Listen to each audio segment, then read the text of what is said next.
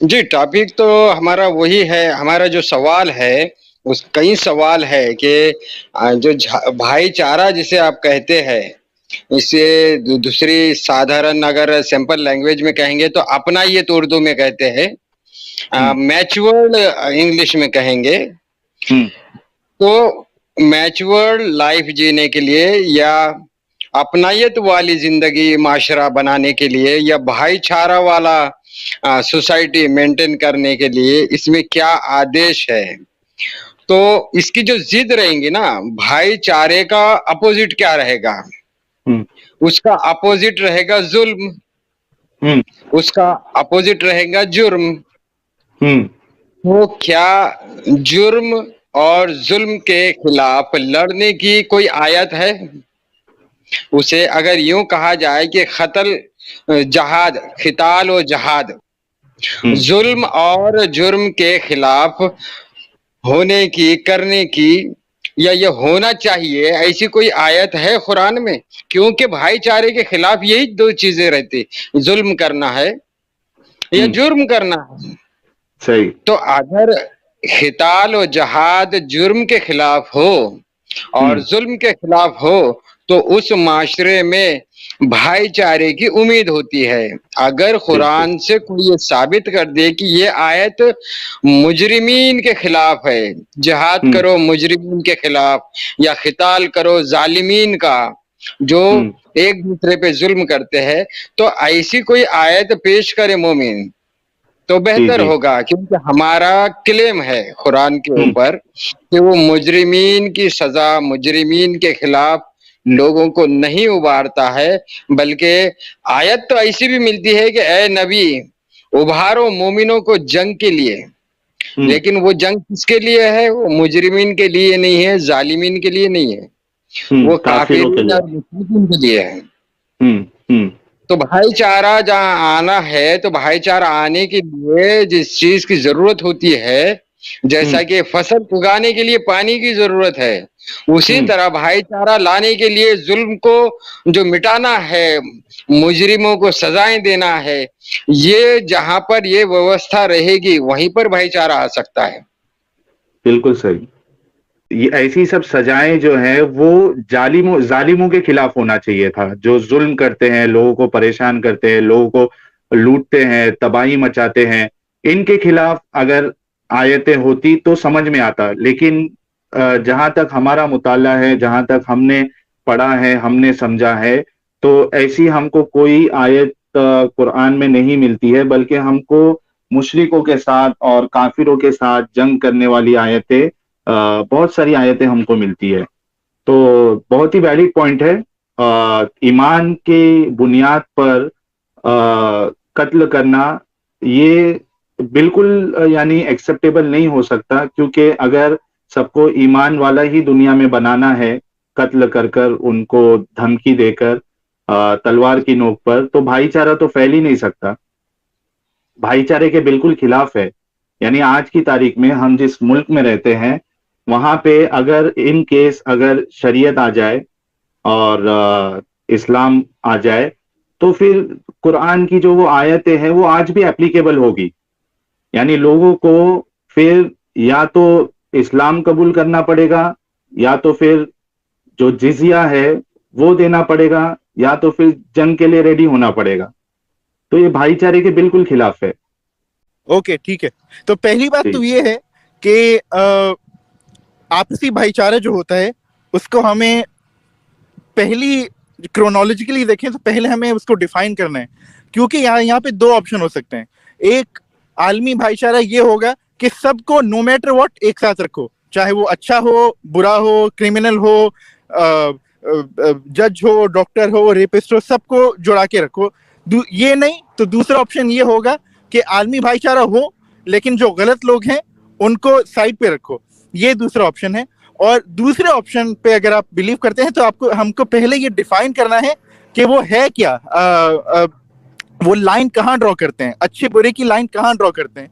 کیونکہ زیادہ تر ایکس مسلمز جو ہیں مجھے نہیں پتا وہ کس آئیڈیالوجی تو بڑی بات ہے، وہ کس چیز کو فالو کرتے ہیں. کیا وہ لبرلز ہیں، کیا وہ یوٹیلیٹیرینز ہیں، کیا وہ ہارم پرنسپل کو فالو کرتے ہیں؟ اور یہ سب تین چیزیں یہ سائنس نے پروو نہیں کی ہیں اور نہ ہی یہ پروو کی جا سکتی ہیں.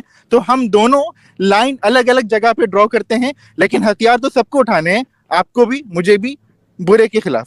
دوسرا پوائنٹ یہ کہ اسٹریم میں زیادہ تر ایک نیریٹو ہوتا ہے، وہ نیریٹو ظاہر سی بات ہے تھوڑا بائیسڈ ہوتا ہے، اسی لیے سورہ توبہ تو آ جاتا ہے بیچ میں، لیکن for some reason we ignore Surah Hajj ورس 39 اور سورہ 60 سورہ ممتحنہ ورس 8.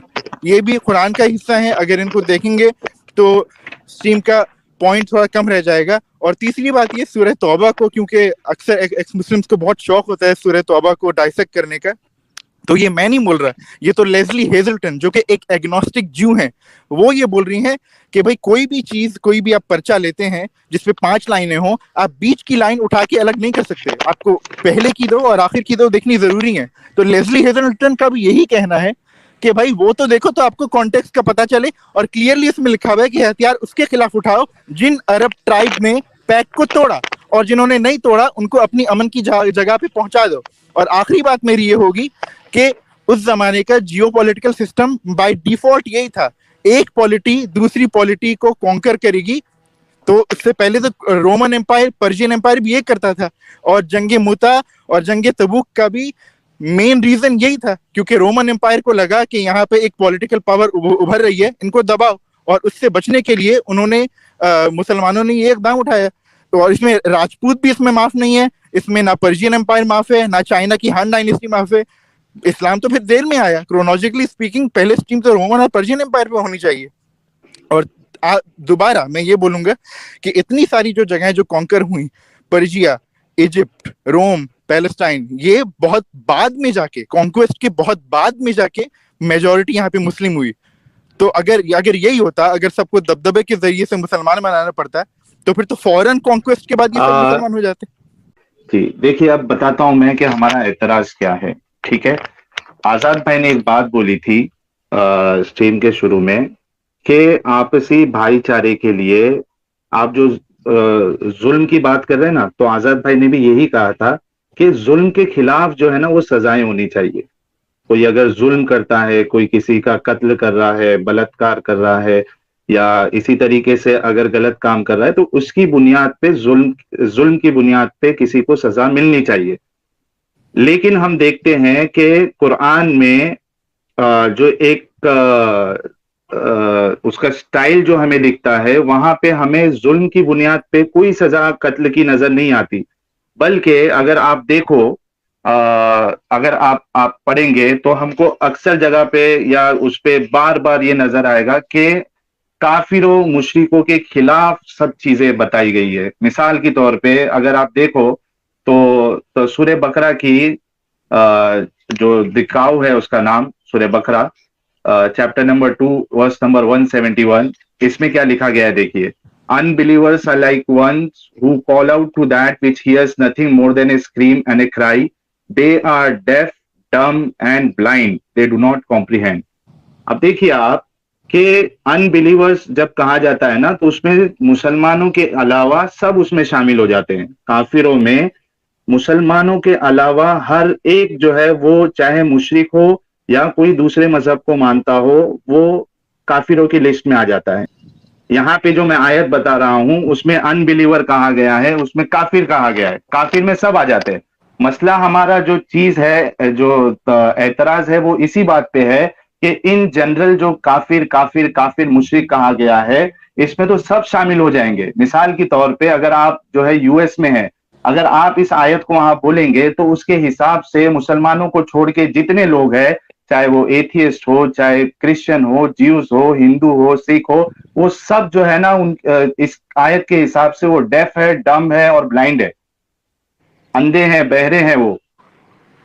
تو یہاں آپسی بھائی چارہ کیسے قائم ہوگا جب آپ کی جو نہ مانے اس کو آپ اندھا اور اس کو بہرا سمجھیں گے. دیکھیے، میں پھر ایک بار دہراتا ہوں اپنی سادھارن لینگویج میں. ایک آدمی ہے، वो आदमी ईमानदारी से अच्छे काम करता है, सुबह उठता है, मजदूरी करता है या नौकरी करता है, पेमेंट आने के बाद अपने माँ को देता है, बाप को देता, भाइयों को देता, बहनों को देता, बीवी को देता, बच्चों को देता है और पड़ोसियों को भी देता है, उनकी भी जरूरतें पूरी करता है। और किसी के बारे में जब भी कोई बात हो तो सच्ची गवाही देता है और किसी के पास झगड़े में जाए तो सुलह कराता है। लेकिन वो कहता है ये कुरान मैं नहीं मानता। क्या उस आदमी को इनके घर में या इनके पास में रहने की इजाजत है? इससे ज्यादा और भाईचारा तो हो ही नहीं सकता जितना मैं बता रहा हूँ। लेकिन ऐसा भी आदमी क्या इनके सोसाइटी में कबूल है, इनके घर में कबूल है? तो वही बात आ गई, जो आपको दीन के मामले में वो नहीं कर रहा, कॉम्बेटेंट, सिंपल सी बात है। क्योंकि हबशा में जो ये मैं अभी की बात नहीं कर रहा या 100 साल पुरानी बात नहीं कर रहा, 14 साल पुरानी बात कर रहा हूँ। जो कंटेम्प्रेरीज थे प्रॉफिट मोहम्मद के सल्लल्लाहु अलैहि वसल्लम, जब वो हबशा गए और जब प्रॉफिट के पास ऑलरेडी पावर आ चुका था, तो वो हबशा में, एबिसिनिया में एज नॉर्मल पीपल रहे इन अ नॉन मुस्लिम पॉलिटी। क्या उन्होंने हथियार उठाए? और यहाँ करके जब बहुत सारे कंपेनियंस के जब घर वाले नॉन मुस्लिम थे, इवन जब उनके पास पावर आ गया तो क्या वो लोग नहीं रहे? तो आप लोग, मैं तो आपको जो ट्रेडिशनल टेक्स्ट है उससे बात बताऊंगा। अगर किसी एक्स मुस्लिम के साथ कुछ बुरा बर्ताव हुआ, होगा। आपकी ये दो बातें, आपने दो सवाल बहुत अच्छे किए साहिल सर। अब इनके दो सवाल को मैं थोड़ा क्लियर कर दूं। आपने जो दो बात की है, जो सफाई पेश की है और जो तारीख बताई है, ये दोनों भी फेक है हमारे पास। बस खत्म, इधर ही बात खत्म। पूरी हिस्ट्री पे क्वेश्चन मार्क हो गया, पूरी हिस्ट्री पे क्वेश्चन मार्क। अली भाई आपको जब बीच में नहीं टोक रहे ना तो आप सुन लीजिए। जी जी बोलिए। सुनिए साहिल सर, इनके 1400 साल हमारे पास ऑथेंटिक नहीं है, इन्हीं के पास भी ऑथेंटिक नहीं है।